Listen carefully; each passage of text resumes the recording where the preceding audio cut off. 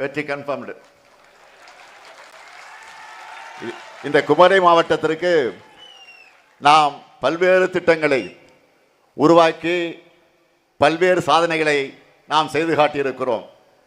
எல்லாவற்றையும் சொல்லிவிட்டு இருந்தால் எனக்கு இந்த ஒரு நாள் போதாது. அதனால் சிலவற்றை மட்டும் நான் சுருக்கமாக குறிப்பிட்டு சொல்ல விரும்புகிறேன். குமரிக்கு சுற்றுலா பயணிகளை சுண்டு இழுக்கக்கூடிய வகையில் வள்ளுவர் சிலையையும் விவேகானந்தர் பாறையும் இணைக்க அமைக்கப்பட்டிருக்கக்கூடிய கண்ணாடி பாலம் பல ஆயிரம் பேர் தினம் வந்து கொண்டிருக்கிறார்கள். கன்னியாகுமரி பேரூராட்சி என்பது நகராட்சியாக தரம் உயர்த்தப்பட்டிருக்கிறது. மார்த்தாண்டத்தில் தினசரி சந்தை, குளச்சல் பத்மநாபபுரத்தில் புதிய பேருந்து நிலையங்கள், 283.69 கிலோமீட்டர் நீளமுள்ள சாலைகள் மேம்படுத்தப்பட்டிருக்கு. 7 பாலங்கள் கட்டி முடிக்கப்பட்டிருக்கு. பள்ளந்துறை எடப்பாடு மீனவ கிராமங்களில் கடலரிப்பு தடுப்பு சுவர்கள் அமைக்கப்பட்டிருக்கு. கோட்டார் புனித சவேரியா தேவாலயம் சீரமைக்க நிதி உதவி செய்யப்பட்டிருக்கு. திருவட்டாறு ஆதிகேசவ பெருமாள் கோயிலுக்கு 400 ஆண்டுகள் கழித்து குடமுழுக்கு நடத்தப்பட்டிருக்கு. நாகர்கோவில் மாநகராட்சியில் 55,709 வீடுகளுக்கு குடிநீர் இணைப்புகள் வழங்கப்பட்டிருக்கு. தோவாலை மலர் சந்தை வளாகம் முழுவதும் உயர்மட்ட கூரை அமைக்கப்பட்டிருக்கு. பத்மநாபபுரத்தில் மத்திய ஆய்வகம் அமைக்கப்பட்டிருக்கு. இதுபோக வடசேரியில் நவீன ஒருங்கிணைந்த பேருந்து நிலையம் அமையவிருக்கு. தக்கலையில் புதிய பேருந்து நிலையம் கட்டப்பட்டு கொண்டிருக்கு. அகசீஸ்வரம் வட்டத்தில் தொழில்நுட்ப பூங்கா விரைவில் அமையவிருக்கு. வாணியக்குடியில் புதிய மீன்பிடி துறைமுகம் மற்றும் குளச்சல் துறைமுகம் விரிவாக்கத்திற்கு அடிக்கலை நான் நாட்டியிருக்கிறேன். இதற்காக மகிழ்ச்சி அடைந்த வாணியக்குடி விசைப்படகு உரிமையாளர் சங்க நலன் நிர்வாகிகள் எல்லாம் என்னை சந்தித்து எனக்கு நன்றி சொன்னது கூட இன்னமும் என் மனசில் நினைவு இருக்கு. அவங்க நன்றியின் அடையாளமாக ஒரு விசைப்படகு மாதிரியே எனக்கு ஒரு பரிசை வழங்கினாங்க. இப்படி எவ்வளவோ சொல்லிகிட்டே போகலாம். முக்கியமான திட்டங்களை இன்னும் 30 இருக்கு. நான் தான் நேரமில்லா காரணத்தால் ரொம்ப சுருக்கமாக சொல்லியிருக்கேன். உங்களுக்காக இவ்வளவும் செஞ்சு கொடுத்த உரிமையோட உறவோட உங்களிடத்தை வாக்கு கேட்க வந்திருக்கிறேன். உங்ககிட்ட எனக்கு அந்த உரிமை இருக்குதானே? இருக்கா இல்லையா? இருக்குதானே? குமரி மாவட்டம் என்பது மீனவ நண்பர்கள் நிறைந்த மாவட்டம். மீன்பிடித்தல் என்பது வெறும் தொழில் இல்லை, அது ஒரு வாழ்க்கை முறை, நம் பண்பாட்டினுடைய அடையாளம். நெய்தல் திணையா தமிழ் இலக்கியத்தில் போற்றப்படும் சிறப்புக்குரியது. அப்படிப்பட்ட மீனவர்களுக்கு நம்ம திராவிட மாடல் ஆட்சியில் ஏராளமான திட்டங்கள் நிறைவேற்றப்பட்டிருக்கு. அதில் சிலவற்றை மட்டும் நான் உங்களுக்கு கோடிட்டு காட்ட விரும்புகிறேன். கடந்த 5 ஆண்டுகளில் 121 மீன்வள உட்கட்டமைப்பு பணிகள், 46 புதிய மீன் இறங்கு தளங்கள், 29 மீன் இறங்கு தள மேம்பாட்டு பணிகள், மானிய டீசல் அதிகரிப்பு, மீனவ மகளிருக்கு மானியங்கள், மீனவ குடும்பத்தை சார்ந்த மாணவர்களுக்கு யூபிஎஸ்சி தேர்வுக்கான பயிற்சி, இப்படி பலவற்றை செஞ்சிருக்கக்கூடிய ஆட்சி தான் நம்முடைய திராவிட மாடல் ஆட்சி. அது மட்டும் இல்லை, கடந்த 2004ஆம் ஆண்டு சுனாமியால் பாதிக்கப்பட்டவங்களுக்கு அரசு நிலத்தில் வீடு கட்டி தரப்பட்டுச்சு. அந்த வீடுகளுக்கு நம்ம திராவிட மாடல் ஆட்சியில் தான் உரிவங்க பேர்லேயே கணினி பட்டா வழங்கியிருக்கிறோம். தேங்காய்பட்டினம் மீன்பிடி துறைமுக விரிவாக்க பணி 253 கோடி ரூபாய் மதிப்பீட்டில் நடைபெற்று வருது.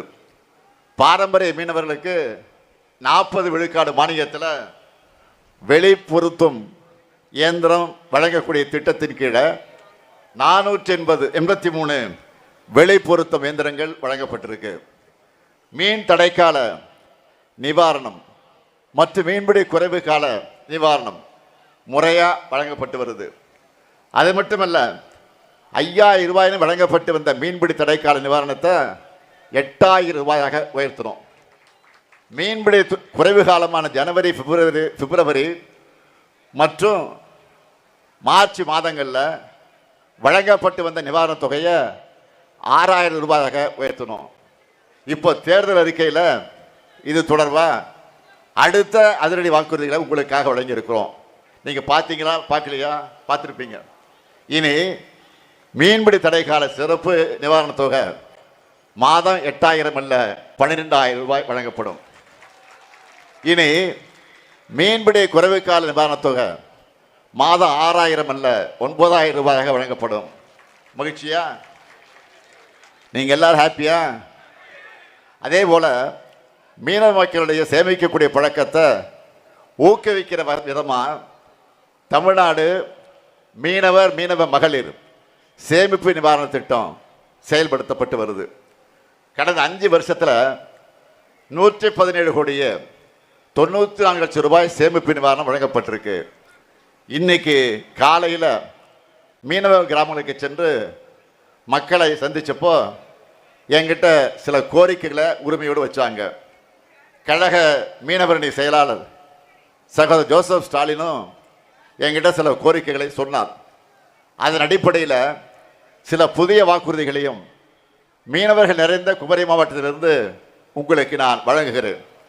மீனவர் நல வாரியத்தில் உறுப்பினர் சேர்க்கைக்கான வயது வரம்பு 65 70 வயதாக உயர்த்தப்படும். மீனவர் நல வாரியத்தில் உறுப்பினராக இருப்பவருக்கு இப்போ வழங்கப்பட்டு வரக்கூடிய நலத்திட்டங்களோட கூடுதலாக அவங்களுடைய 70 வயது முதல் 75 வயது வரை மாதந்தோறும் ஓய்வூதியம் வழங்கப்படும்னு மகிழ்ச்சியோடு நான் தெரிவிச்சுக்கிறேன். இப்படி மீனவர்களுடைய உண்மையான நண்பனா உற்ற தோழனா செயல்பட்டு வருது உங்கள் திராவிட மாடல் அரசு. ஆனால் வெளியுறவு கொள்கையை கையில் வச்சிருக்கக்கூடிய ஒன்றிய பாஜக அரசு கடல் கடந்து மீன்பிடிக்க போகக்கூடிய நம்ம மீனவர்களை காக்க தவறிடுச்சு. தவறியது மட்டுமல்ல, வெளியுறவு கொள்கையில் தோல்வியும் அடைஞ்சிருக்கு. சிறிய அண்டை நாடுகள் கிட்ட கூட இந்தியாவுக்கு செல்வாக்கு இல்லாத நிலையை பிரதமர் மோடி அவர்கள் உருவாக்கி இருக்கிறார். தமிழ்நாட்டை சேர்ந்த மீனவர்களை இந்திய மீனவர்களாக நினைச்சு பாஜக அரசு அக்கறை செலுத்துவதில்லை என்ற காரணத்தால் தான் நாம் வருத்தத்திற்குரிய விஷயமாக பேசிகிட்டு இருக்கிறோம். அதன் விளைவுதான் நம்ம மீனவர்கள் மேலே இலங்கை கடற்படை நடத்துகிற தொடர் தாக்குதல்கள் நடந்துகிட்டு இருக்கு. காங்கிரஸ் ஆட்சி காலத்தில் பிரதமர் மோடி என்ன சொன்னார்? மன்மோகன் சிங் என்ற பலவீனமான பிரதமர் ஆளுகிற காரணத்தால் தான் நம் மீனவர்கள் மீது தாக்குதல் நடக்குது, பலமான பிரதமராக நான் வந்தால் நடக்காது அப்படின்னு பேசினார். இப்போ நடக்குதா நடக்கலையா? நடந்துகிட்டு இருக்கு. இப்போதான் ஒரு பலவீனமான பிரதமர் என்பதை மாண்புமிகு மோடி அவர்கள் ஏற்றுக்க மாட்டாரா? இந்த கேள்வி மட்டுமா இருக்கு? இன்னும் கேள்விகள் அடுக்கடுக்கா இருக்கு. மதுரை எய்ம்ஸ் என்னன்னு தெரியும் உங்களுக்கு? கோவை மதுரை மெட்ரோ ரயில், ஒசூர் விமான நிலையம், பேரிடர் நிவாரண நிதி, பள்ளி கல்வி நிதி, கீழடி ஆய்வறிக்கை, தொகுதி மறுவரையில் உயரிய நியாயம், நிதி பகிர்வில் தமிழ்நாட்டுக்கு உரிய பங்கு, தமிழ்நாட்டுக்கு மறுக்கப்படக்கூடிய புதிய ரயில்வே திட்டங்கள், இப்படி தமிழ்நாட்டின் சார்பில் பிரதமர் மோடி அவர்களை கேட்க ஏராளமான கேள்விகள் இருக்கு. இதெல்லாம் நான் தொடர்ச்சியாக கேட்கிற கேள்விகள். இதுக்கெல்லாம் பதில் இருக்கா? இல்லை. இப்போ புதுசாக ஒரு பிரச்சனை கிளம்பி இருக்கு. என்ன தெரியுமா? சிறுபான்மையின மக்களை குறிப்பாக கிறிஸ்தவ தொண்டு நிறுவனங்களை குறி வச்சு அந்த திட்டம் கொண்டு வரப்பட்டிருக்கு. என்னன்னா, வெளிநாட்டு நிதி பங்களிப்பு சட்ட திருத்தம், அதாவது FCRA மசோதா. இதுக்காகவும் தமிழ்நாட்டில் இந்த ஸ்டாலின் தான் முதல் குரல் கொடுத்திருக்கிறேன். 2 நாள் முன்னையே இதை கண்டித்து நான் அறிக்கையை வெளியிட்டிருக்கிறேன். முழுமையாக திரும்ப பெற வேண்டும் என்று வலியுறுத்தி சொல்லியிருக்கிறேன். நேற்று மீண்டும் பிரதமர் அவர்களுக்கு அரசின் சார்பில் விளக்கமாக நான் கடிதம் எழுதி இருக்கிறேன். இந்த சட்ட திருத்தத்தால் இந்தியா முழுக்க கிறிஸ்தவ சமுதாய மக்கள் கொதிச்சு போயிருக்காங்க. சான்றுகளை சமர்ப்பிப்பதில் சிறிய தாமதம் உள்ளிட்ட பிற காரணங்களை சுட்டிக்காட்டி ஒரு அமைப்போட அங்கீகாரத்தை ரத்து பண்ணி அவங்க கிட்ட இருக்கக்கூடிய நிதியையும் சொத்தையும் பறிச்சிக்க இந்த கொடுங்கோ சட்டம் வழிவகுக்கப்படுகிறது.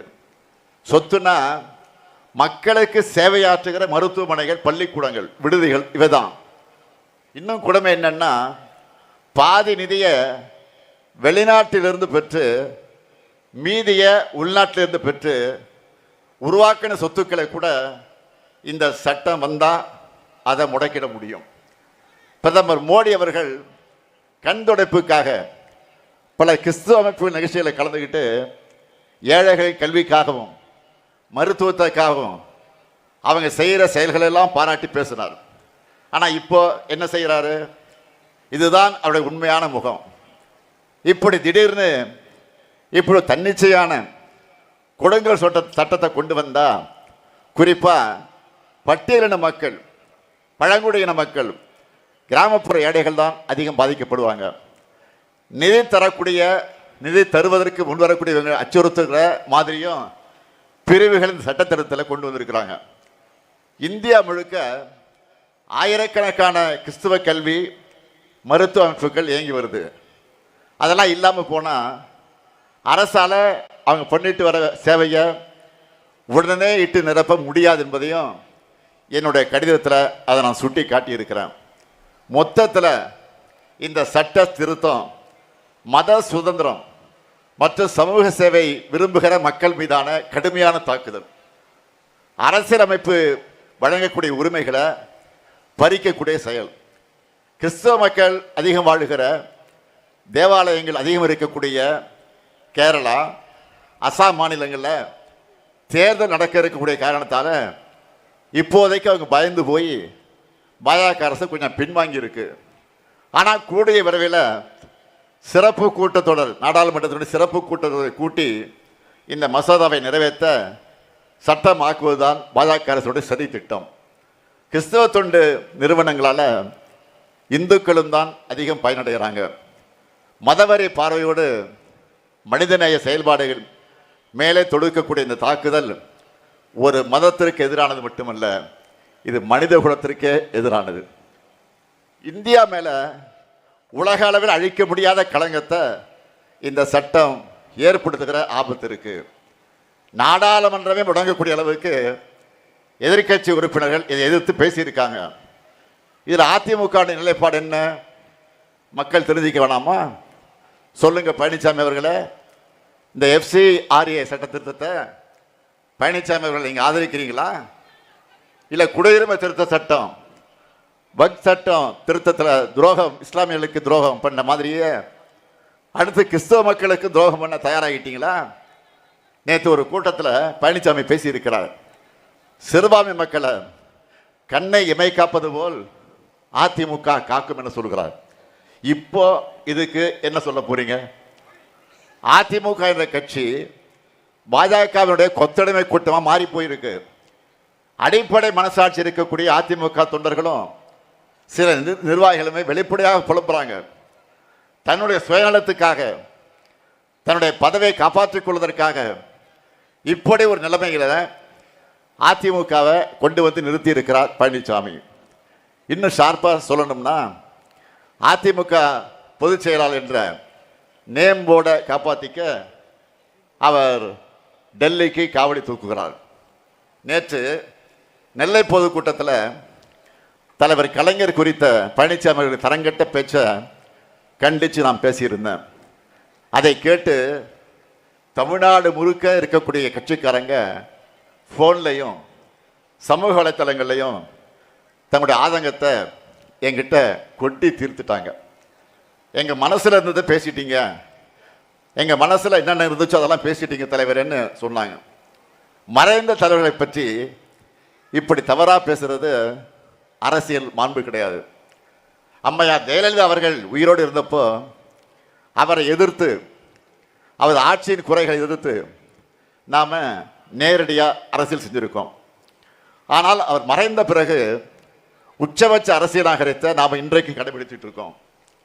திண்ணையில் கிடந்தவனுக்கு திடுக்குன்னு யோகா அடித்த மாதிரி பழனிசாமி கிட்ட அந்த நாகரிகத்தை எதிர்பார்க்க முடியுமா? அவர் இப்படி பேசுறது முதல் முறையும் கிடையாது, இது ஃபர்ஸ்ட் டைம் கிடையாது. 2019 தேர்தலின் போது கலைஞரை வீட்டு சிறையில் வச்சிருக்காங்க, அதை பற்றி அரசு விசாரிப்போம்னு வாய்க்கொழுப்போடு பேசினார். அதற்கு பிறகு என்னாச்சு? மக்களால் தோற்கடிக்கப்பட்டார் பழனிசாமி. அதன் பிறகு மேலும் மேலும் தோல்விகளை பெற்றாலும் அதிலிருந்து அவர் எந்த பாடமும் கற்றுக்காம 2021, 2024, 2026 அதுவரை பழைய ரெக்கார்டு மாதிரி சொன்னதையே சொல்லிக்கிட்டு இருக்கிறார். தமிழ்நாட்டு மக்கள் கொள்கையை பேசுவதைத்தான் ஆதரிப்பாங்களே தவிர வாய்க்கொழுப்போடு பேசுனா அதை வரவேற்க மாட்டாங்க. பழனிசாமி சொல்றதுக்கு சாதனைகள் இல்லை, மக்கள் பட்ட வேதனைகளான இருக்கு. பாஜகவுக்கு எதிராக குரல் கொடுக்க துணிச்சல் இல்லை. உதவியர்கள் மேலேயே அவங்களுக்கு உதவிய மேலே நன்றி உணர்வு இல்லாமல் மனசு முழுக்க துரோகம் செஞ்ச நெஞ்சு தான் இருக்கு. இப்படிப்பட்ட இவர் கொடுக்கிற வாக்குறுதிகளையும் தமிழ்நாட்டு மக்கள் நம்ப தயாராக இல்லை.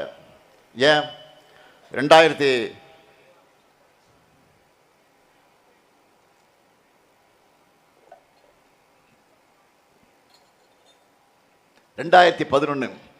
2016 ஆகிய 2 சட்டமன்ற தேர்தலிலும் கொடுத்த வாக்குறுதிகளை அதிமுக நிறைவேற்றல.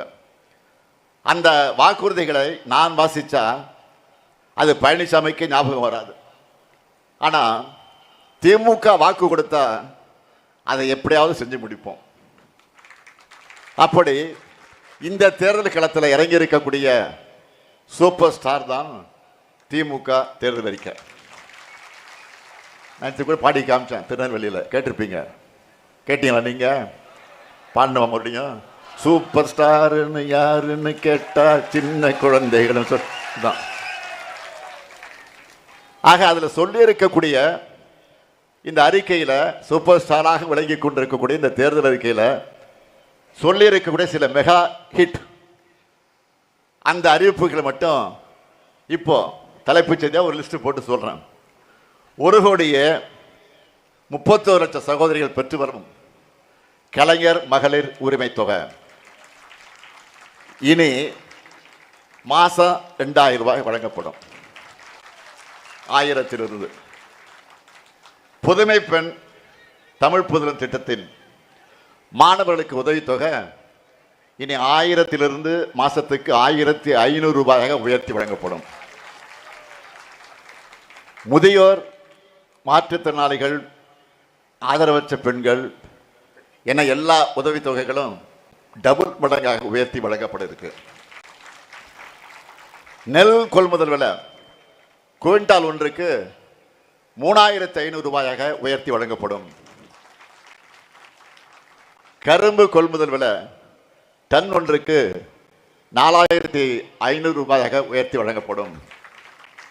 பால் கொள்முதல் விலை லிட்டர் ஒன்றுக்கு 5 ரூபாய் உயர்த்தி வழங்கப்படும்.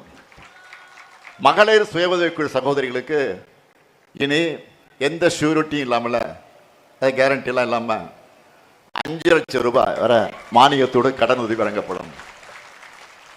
குமரி மாவட்டம் இயற்கை பேரிடர்களால் அதிகம் பாதிக்கப்படுகிற மாவட்டம்.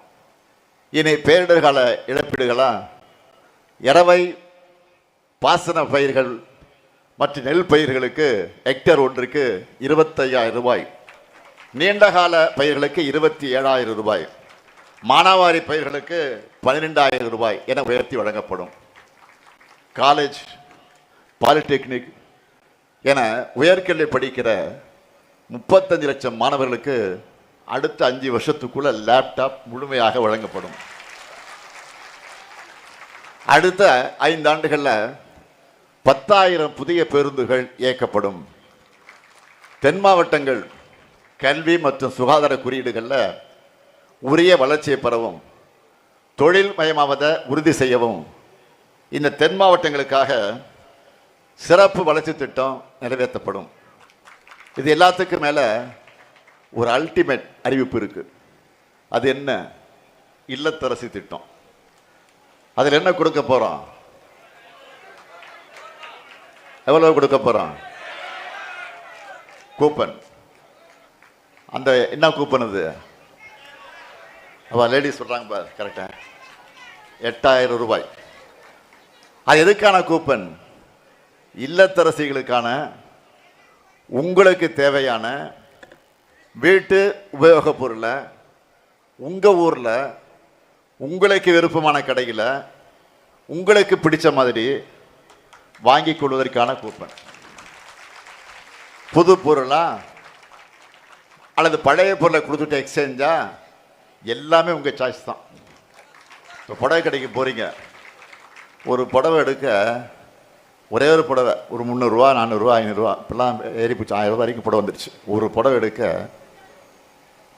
எவ்வளோ நேரம் செலவு பண்ணுறீங்க? இது நல்ல கலரா, நம்மகிட்ட இந்த கலர் இருக்கா, மேட்ச் ஆகுமா, நமக்கு இதை எடுத்துகிட்டு போனால் நம்ம வீட்டுக்காரு சந்தோஷப்படுவாரா, இப்படியெல்லாம் யோசிப்பீங்க.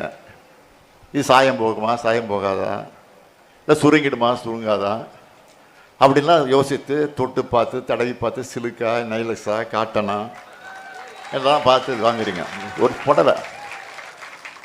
ஆனால் இன்னைக்கு உங்கள் வீட்டில் பயன்படுத்துவதற்கு washing machine, fridge, TV, grinder, mixie, microwave oven, மின் அடுப்பு, இது போன்ற எந்த பொருளையும் நீங்கள் வாங்கிக்கலாம். இன்னைக்கு தமிழ்நாடு முழுக்க இந்த திட்டத்தை பற்றி தான் எல்லாரும் பேசிக்கிட்டு இருக்காங்க. திமுகவோட நட்சத்திர பரப்புரையாளராக இந்த இல்லத்தரசி வாக்குறுதி மாறி இருக்கு. இன்னைக்கு இப்படி ஏராளமான வாக்குறுதிகளை இதில் கொடுத்துருக்குறோம். நாங்கள் சொன்னதை செய்வோம். ஏன் செய்வதைத்தான் சொல்வோம். நான் கலைஞருடைய மகன். சொன்ன வாக்குறுதிகளை மறக்கவும் மாட்டேன், மறுக்கவும் மாட்டேன். தமிழ்நாட்டை எப்படிப்பட்ட ஆபத்து சூழ்ந்திருக்குன்னு நான் சொல்லி இருக்கிறேன். இதிலிருந்து தமிழ்நாட்டை காப்பாற்றணும்னா திராவிட முன்னேற்ற கழக ஆட்சி தொடர்ந்தாகணும். தமிழ்நாடு அணியா டெல்லி அணியா, இந்த ஜனநாயக போர்ல அரசியல் விருப்பு வெறுப்புகளுக்கு அப்பாற்பட்டு திமுக தலைமையிலான மதச்சார்பற்ற முற்போக்கு கூட்டணியை ஆதரிக்கணும் நான் கேட்டுக்கிறேன். இந்திய துணைக்கண்டமே குமரியிலிருந்து தான் தொடங்குது. இங்கிருந்த திராவிட மாடல் 2.0 வெற்றியும் தொடங்கணும். அதுக்கு கன்னியாகுமரி சட்டமன்ற தொகுதியில் நமது வேட்பாளர் மகேஷுக்கும், நாகர்கோவில் சட்டமன்ற தொகுதியில் நம்முடைய வேட்பாளர் ஆஸ்டின் அவர்களுக்கும் உதயசூரிய சின்னத்தில் வாக்களிக்கணும், வெற்றி பெற வைக்கணும். அதே போல கிள்ளியூர் சட்டமன்ற தொகுதியில் நம்முடைய வேட்பாளர் ராஜேஷ்குமார் அவர்களுக்கும், குளச்சல் சட்டமன்ற தொகுதியில் நம்முடைய வேட்பாளர் தாரகை கத்பத் அவர்களுக்கும், விளவங்கோடு சட்டமன்ற தொகுதியில் நம்முடைய வேட்பாளர் பிரவீன் அவர்களுக்கும் நீங்கள்லாம் கை சின்னத்தில் வாக்களித்து பெருவாரியான வாக்கு வித்தியாசத்தில் வெற்றி பெற வைக்கணும். அதே போல பத்மநாபபுரம் சட்டமன்ற தொகுதியில் நமது வேட்பாளர் செல்வ சுவாமிக்கு அறிவால் சுத்தியல் நட்சத்திர சின்னத்தில் வாக்களித்து பெருவாரியான வாக்கு வித்தியாசத்தில் வெற்றி பெற வைக்கணும். அமையவிருக்கும் திராவிட மாடல் 2.0 ஆட்சியில் எங்கள் சாதனைகளை நல்லா கவனிங்க, எங்கள் சாதனைகளை நாங்களே முறியடிக்கக்கூடிய வகையிலான ஒரு ஆட்சியை வழங்குவோம். நாடு பலம் பெற, நல்லாட்சி தொடர்ந்திட ஆதரிப்பீர். மதச்சார்பற்ற முற்போக்கு கூட்டணி வேட்பாளர்களை வெல்வோம் ஒன்றாக, வெல்வோம் ஒன்றாக, வெல்வோம் ஒன்றாக. நன்றி, வணக்கம்.